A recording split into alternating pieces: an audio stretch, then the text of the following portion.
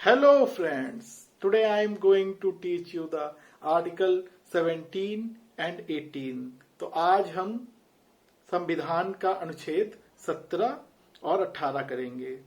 इससे पहले मैं बता दूं मैंने कौन कौन से आर्टिकल, तो एक क्विक रिकैप लेते हैं और उसके बाद समझते हैं आर्टिकल 17 एंड 18। Let's start. तो this is the constitutional law और ये है रिकैप।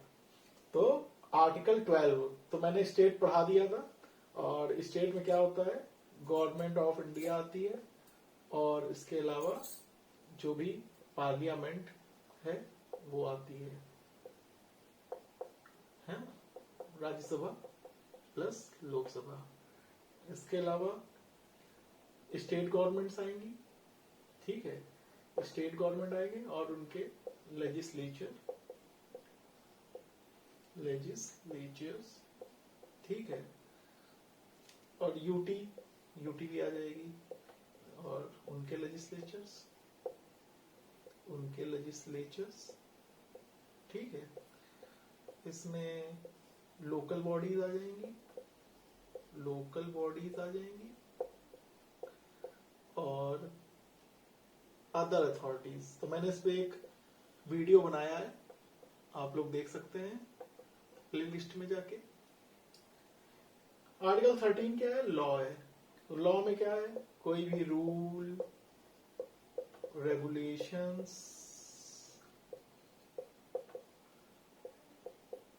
नोटिफिकेशंस,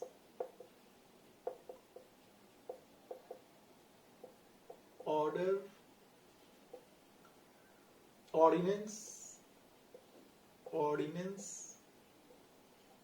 कोई एक्ट, कोई लॉ, ये सारी ही चीज लॉ है। तो इस पे भी एक वीडियो बनाई थी आर्टिकल 13 पे, वो भी आप देख सकते हैं। अब हम आर्टिकल 14 में इक्वालिटी बिफोर द लॉ और equal protection of the laws दिए हुए हैं। इक्वालिटी बिफोर द लॉज, क्या इक्वालिटी बिफोर द लॉ है, ये ब्रिटेन का कॉन्सेप्ट है, ये अमेरिकन कॉन्सेप्ट है। इस पे एक वीडियो बनाई है, वो देख लीजिएगा। Article 15, no discrimination on the grounds of religion, race, caste, sex, place of birth और एनी ऑफ देम, ठीक है। तो इस पे भी पूरी वीडियो बनाई गई है। Article 16, equality of opportunity in matters of public employment, तो इस पे भी एक वीडियो बनाई है, देख लीजिए। अब चलते हैं आगे। तो आर्टिकल 17 और 18 करेंगे और उसके बाद हमारा इक्वालिटी खत्म हो जाएगा कॉन्स्टिट्यूशन का और फिर हम चलेंगे फ्रीडम की ओर, जो कि है आर्टिकल 19। तो अब हम करते हैं आर्टिकल 17। तो आर्टिकल 17 ये किस चीज के बारे में बोल रहा है, ये अनटचेबिलिटी के बारे में बोल रहा है। अनटचेबिलिटी के बारे में बोल रहा है। ये बोल रहा है कि स्टेट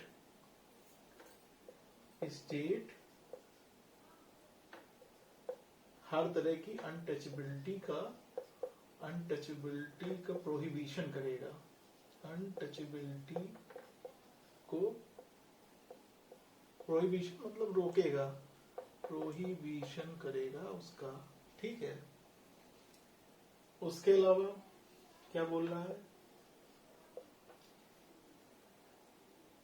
उसके अलावा बोल रहा है कि फॉरबिड करेगा एनी फॉर्म ऑफ अनटचेबिलिटी, किसी भी तरह की untouchability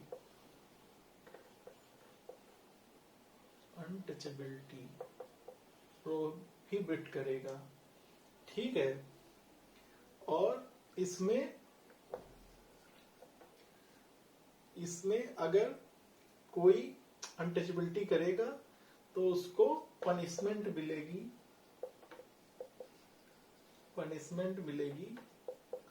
according with the law, मतलब लॉ के अनुसार, अकॉर्डेंस with the law, ठीक है, तो ये मोटा माटी ये चीजें हुई हैं। तो अब हम पहले समझ लेंगे कि अनटचेबिलिटी क्या होती है। तो अनटचेबिलिटी कुछ केसेस दिए हुए हैं, उसके माध्यम समझेंगे। और ऐसा किसी एक्ट में या कहीं दिया नहीं है, या कॉन्स्टिट्यूशन में भी नहीं दिया है कि अनटचेबिलिटी को ऐसा मतलब स्पेसिफिक डिफिनेशन नहीं दी गई है। तो हम केसेस के थ्रू उसको समझेंगे। लेकिन केसेस से पहले हम लोग एक बार समझ लेते हैं कि अकॉर्डेंस विद द लॉ का यहाँ पर क्या मतलब है। तो आर्टिकल 35 क्या बोलता है? आर्टिकल 35 कहता है जो भी पार्ट 3 है इस पे जो भी लॉ बनेगा वो पार्लियामेंट ही बनाएगी। ठीक है, मतलब स्टेट लेजिस्लेचर वगैरह इस पे नहीं बना सकते हैं। पार्ट 3 बोले तो फंडामेंटल राइट्स जो हम लोग पढ़ रहे हैं, फंडामेंटल राइट्स जो हम लोग पढ़ रहे हैं। ठीक है, अब इसके अलावा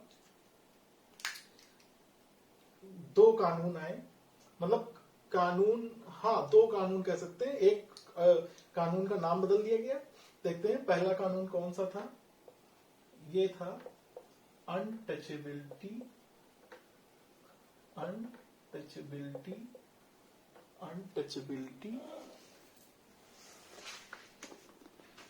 offences act, untouchability offences act, offences act 1955। अब 1976 में क्या किया गया? 1976 में एक अमेंडमेंट किया गया, अमेंडमेंट किया गया और उसके अनुसार इसका केवल नाम चेंज कर दिया गया। इसको कर दिया गया the protection of civil rights act 1955। तो इसमें कुछ भी नहीं किया गया, बस एक अमेंडमेंट कर दिया गया। एक अनटचेबिलिटी से रिलेटेड एक और भी एक्ट है, तो हम लिख लेते हैं प्लस 1989 में एक और एक्ट आया, एससीज एंड एसटीज एट्रोसिटीज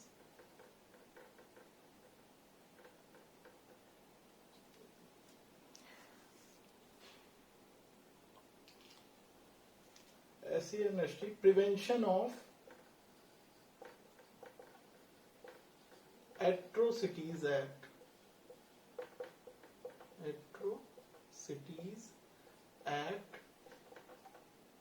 1989। तो ये सभी एक्ट हो गए।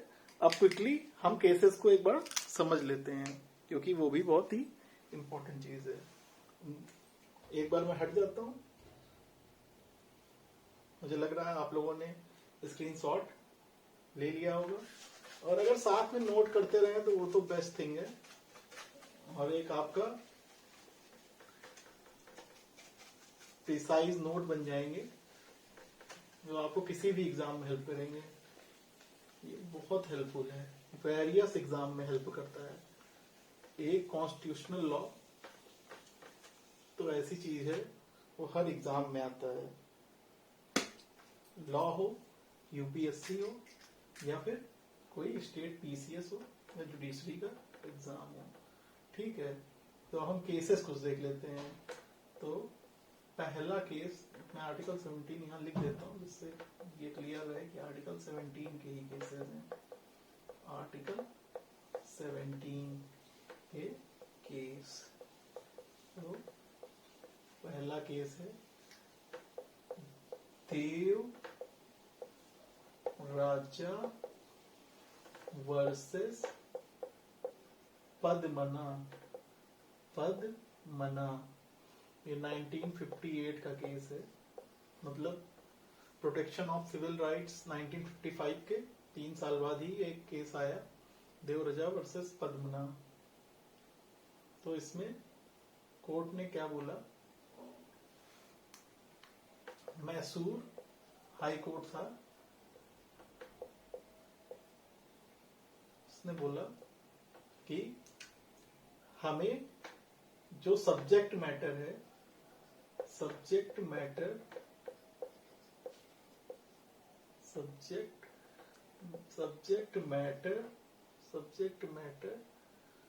ऑफ आर्टिकल 17, मैं इस तरह शॉर्ट फॉर्म में आर्टिकल लिख दे रहा हूं, article 17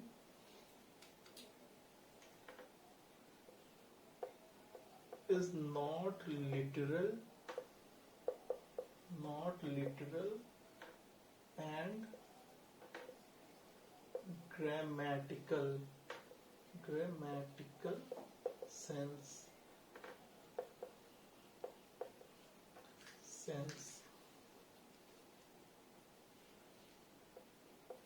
It should be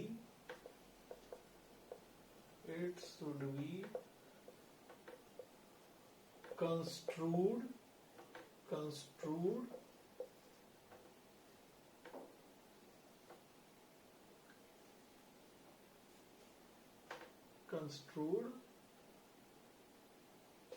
practice as it is historically developed.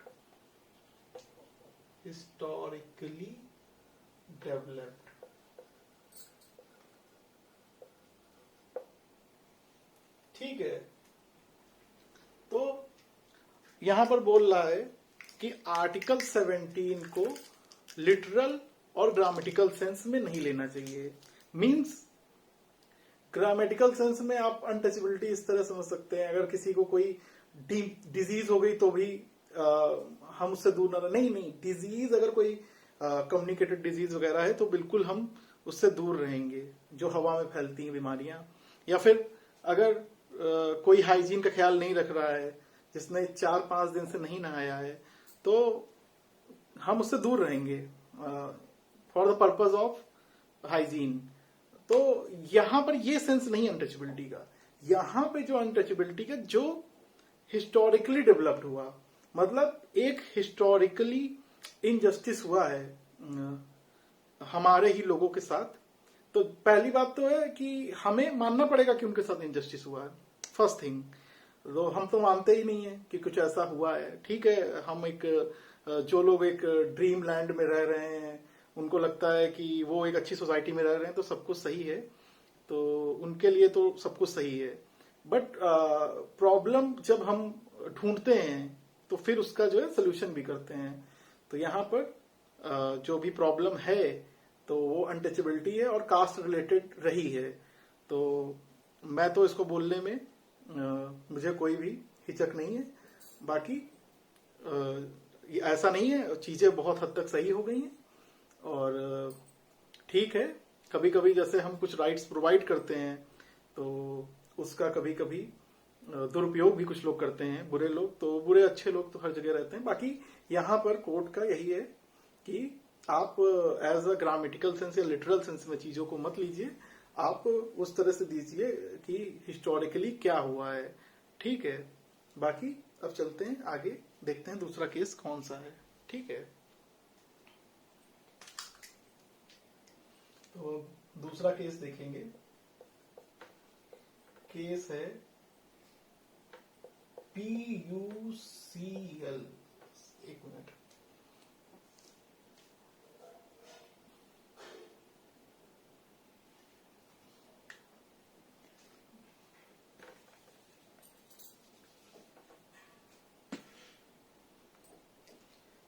ये है पीपल्स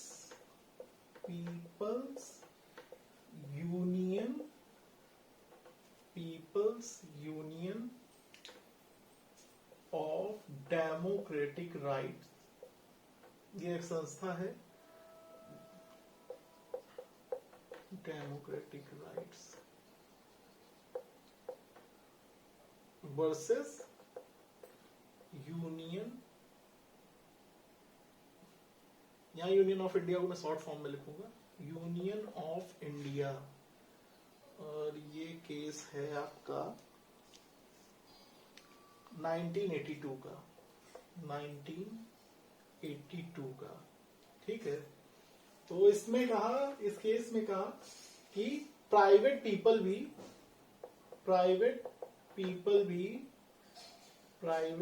पीपल भी आर्टिकल 17 की एम्बिट में आते हैं, आर्टिकल 17 में आते हैं, ठीक है। अब तीसरा केस देख लेते हैं और लास्ट केस है ये, लास्ट केस है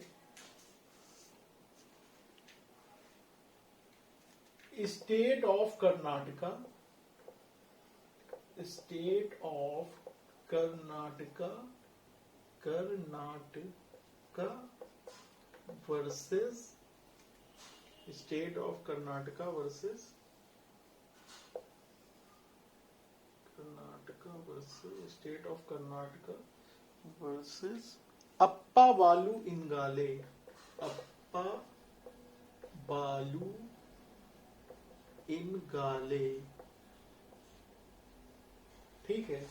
तो ये केस है 1993 का। तो इसमें कोर्ट क्या बोल रही है, तो पहले समझ लेते हैं इसके कुछ फैक्ट्स, ठीक है। तो शॉर्ट फॉर्म में फैक्ट समझाता हूं।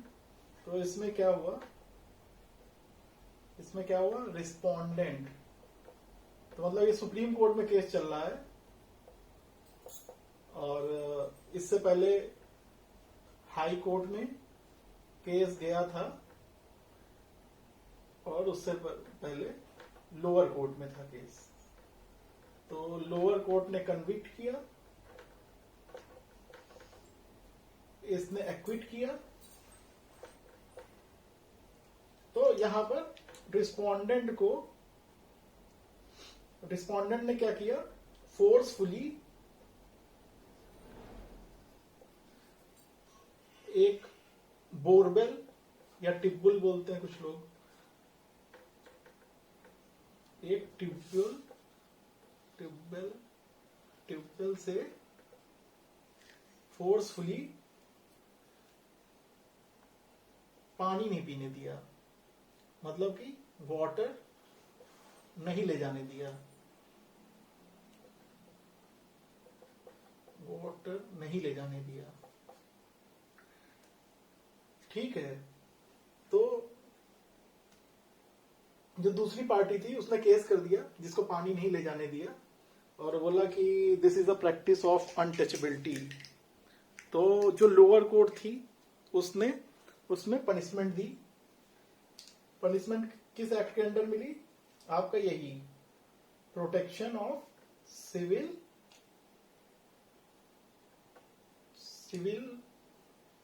Protection of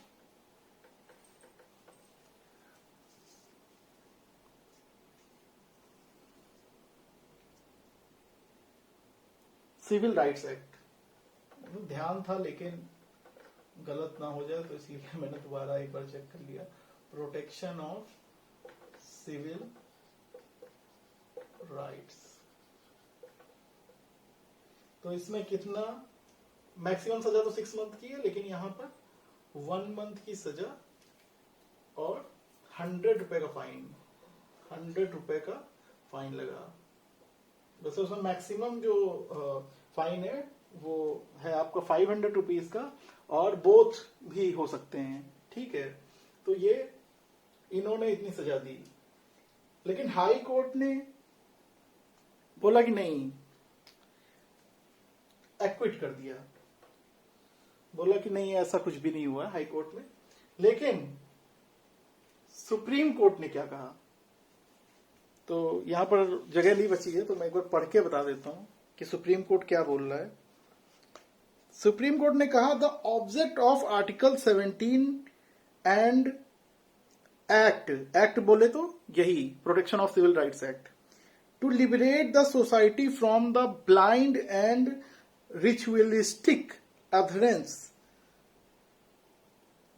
and it will provide equality to the Dalits। तो यहां पे जो ऑब्जेक्ट है मतलब उद्देश्य, किस लिए ये सब बनाया गया? तो उद्देश्य इसका यही है कि उनको जो एक ट्रेडिशनल वे में चीजें चली आ रही थी, रिचुअलिस्टिक वे में, तो उन चीजों को खत्म किया जाए और जिससे कि दलितों को बराबरी का दर्जा मिल पाए। तो ये एक कॉन्सेप्ट था। तो सुप्रीम कोर्ट ने बहुत ही राइटली इसको अपहेल्ड किया और कन्विक्शन को। तो ये हो गए केसेस। तो बाकी आपने उतार लिया होगा या स्क्रीनशॉट ले लिया होगा। तो चलिए मैं रब करता हूँ, आगे बढ़ता हूँ। तो ये हो गया आपका आर्टिकल 17।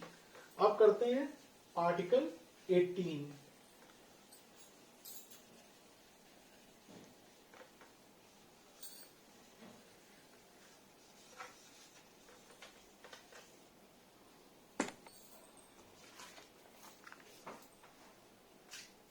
आर्टिकल 18।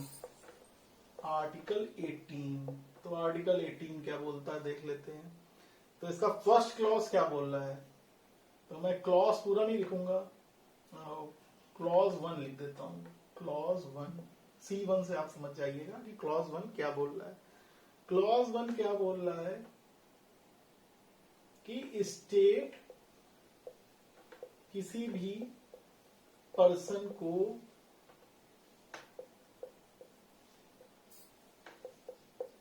टाइटल नहीं देगा। तो इसका नाम ही है abolition ऑफ टाइटल्स। ठीक है, तो किसी को भी, किसी पर्सन को भी टाइटल नहीं देगा। ठीक है, मिलिट्री और एकेडमिक मिलेंगे। मिलिट्री एंड एकेडमिक डिटेंशन मिलेंगे। मतलब मिलिट्री में जो होता है कर्नल, मेजर, ये सारी चीज एकेडमी में प्रोफेसर वगैरह जो भी प्रोवाइड किए जाते हैं, अलग अलग नेम। तो ये आपका हो गया। और ये जो है ये क्या है? ये है एग्जेम्पशन, इनको एग्जेम्पशन मिला हुआ है। तो ये फर्स्ट हमारा यही बोल रहा है। ठीक है, अब देख लेते हैं सेकंड क्या बोल रहा है। C2 क्या बोल रहा है, मतलब क्लॉज 2। क्लॉज 2 बोल रहा है कि कोई भी सिटीजन किसी फॉरेन स्टेट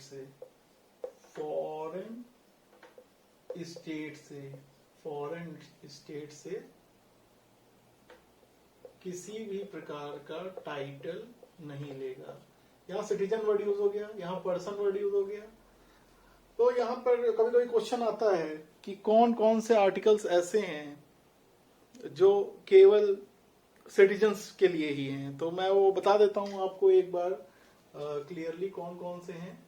एक तो आपका हो गया आर्टिकल 15, 16 और ये 18 का 2 भी आ गया इसमें। 18 का 2 आ गया, 19, 29, 30। ये केवल सिटीजन्स के लिए हैं। किसके लिए? सिटीजन्स के लिए हैं। तो ये हो गया। अब हम देखते हैं कि क्या बोल रहा है क्लॉज 3। क्लॉज 3 फॉरेनर्स के लिए बोल रहा है। कोई फॉरेनर है जो गवर्नमेंट ऑफ इंडिया या स्टेट के लिए कार्य करता है। ठीक है,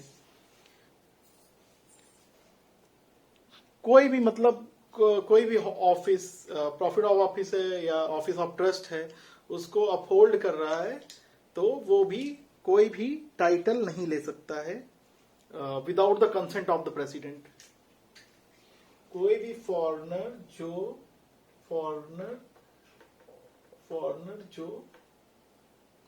अपहोल्ड कर रहा है, upholding the office of profit,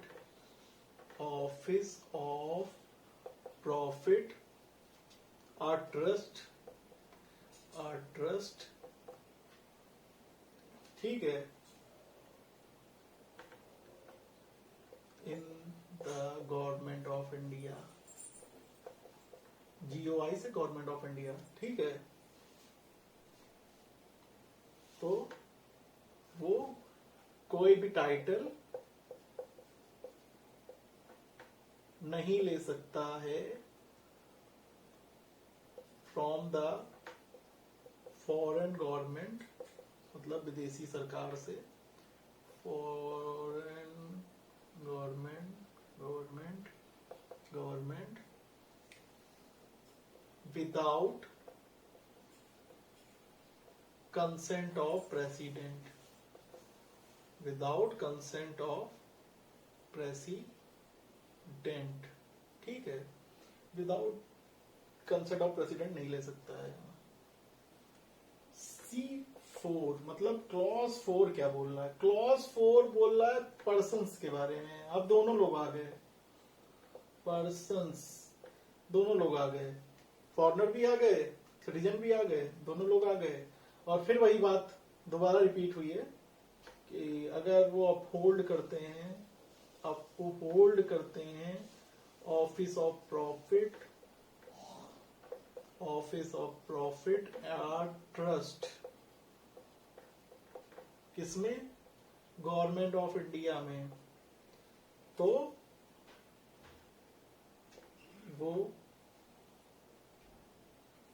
वो फॉरेन गवर्नमेंट से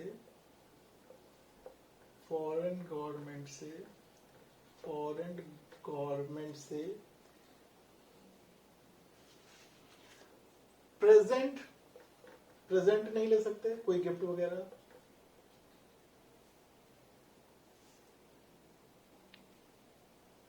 एमोलमेंट नहीं ले सकते, और ना कोई ऑफिस ले सकते हैं जिसमें प्रॉफिट हो, ठीक है, without the consent of president. तो ये दो लास्ट वाले में without the consent of president है, मतलब क्लॉज 3 और 4 में कंसेंट ऑफ प्रेसिडेंट, ठीक है। अब एक केस कर लेते हैं जल्दी से, ठीक है, ये तो हो गया।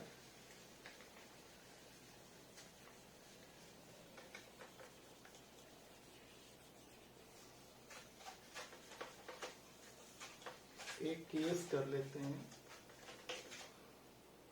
बहुत जल्दी से। तो एक केस आया इसमें, बालाजी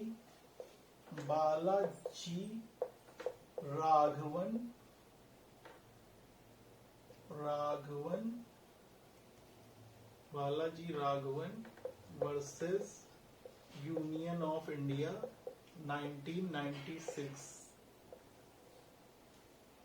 ठीक है।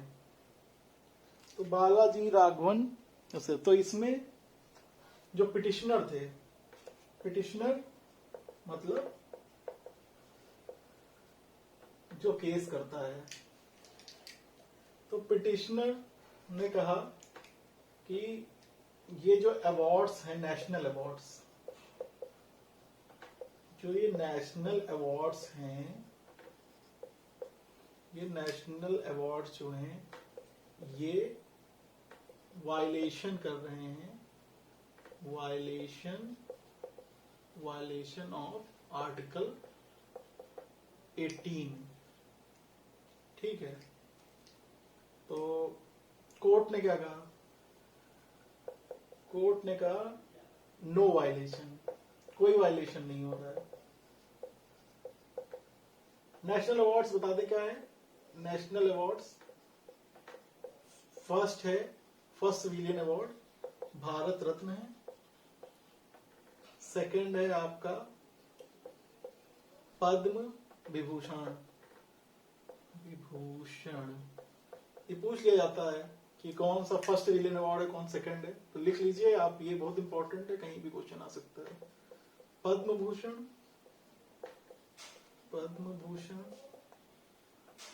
और पद्मश्री। पद्मश्री, देखिए आपका एक जनरल नॉलेज का भी क्वेश्चन हो गया, कौन सा अवार्ड किस नंबर पे है। कोर्ट ने कहा कि कोई भी वायलेशन नहीं है। और एक बहुत अच्छी लाइन तो आप लोग लिख सकते हैं, बहुत अच्छी लाइन बोली कि theory of equality does not mean that it will not recognize the merit।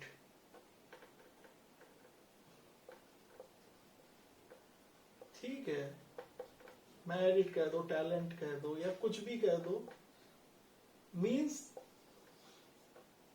कि जो ये समानता का जो सिद्धांत है, इसका मतलब ये नहीं है कि हम जो है कोई किसी फील्ड में अच्छा काम कर रहा है तो हम उसको रिकॉग्नाइज ना करें। ठीक है, तो जो जिस फील्ड में जैसा काम कर रहा है वो, तो ये आज का क्लास यहीं पे समाप्त होता है। बाकी कैसा लग रहा है फीडबैक जरूर दीजिए और लाइक और शेयर जरूर करिए। ठीक है, चलिए, थैंक यू सो मच।